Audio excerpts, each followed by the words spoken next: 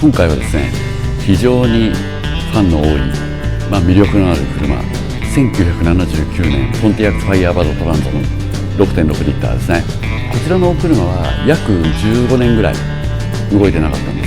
す。そしてこのまんまでは確実に終わってしまうトランザムだったんですね。そこに、40年近く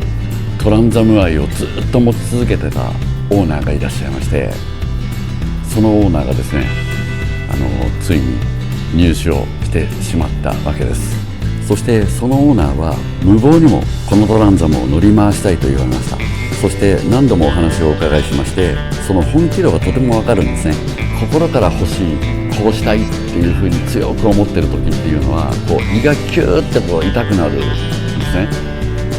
多分オーナーもそんなんで日々過ごしてったのかっていうのが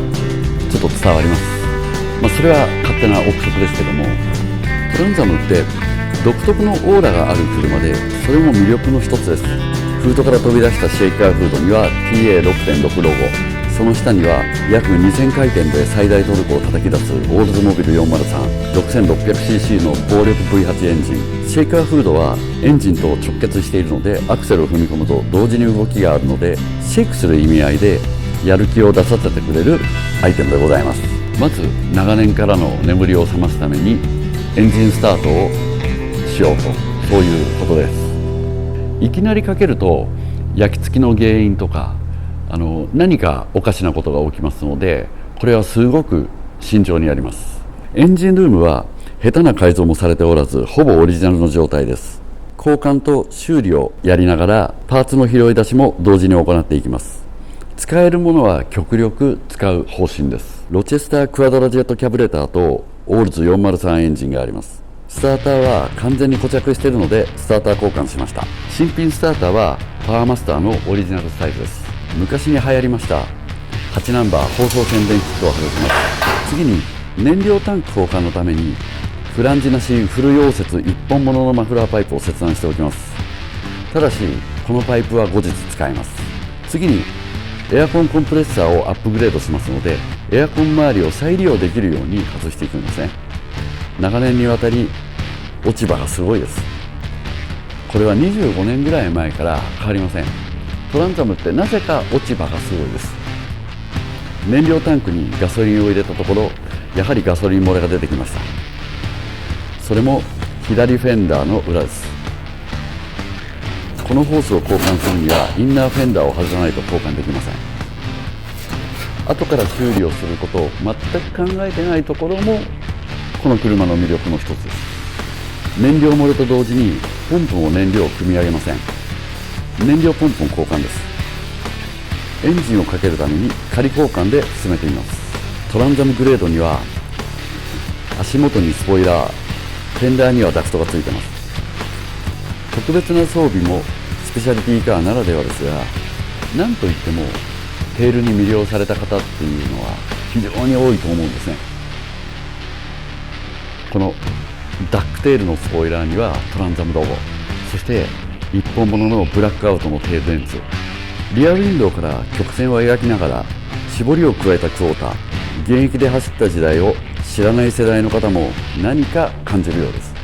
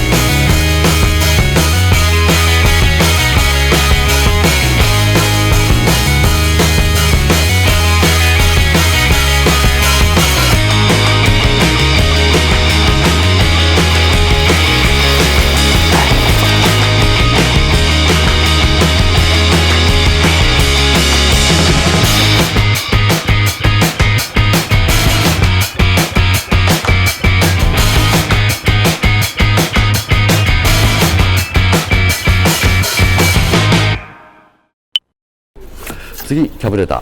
キャブレターはオリジナル同様のクアドラジェット4バレルを用意しました。ホーリーでもエーデルでも好ましくない理由があります。それはシェイカーフードとのマッチングなんですね。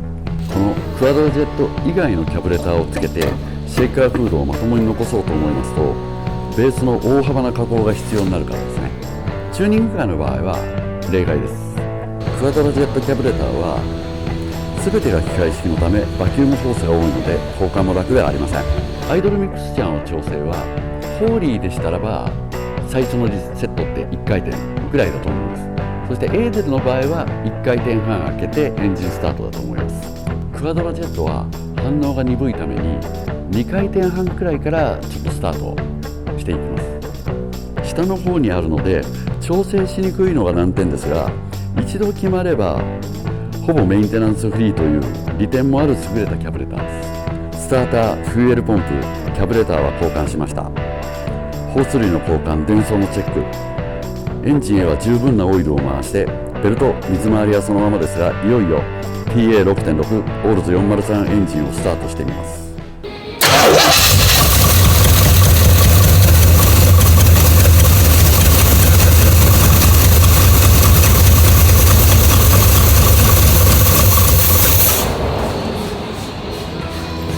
やっとかかりまして、なんとかアイドリングしてます。アクセルを補助しながらですが動かすこともできました。そしてこちらのトランザム、本格的にストリートカムバックがこれから始まります。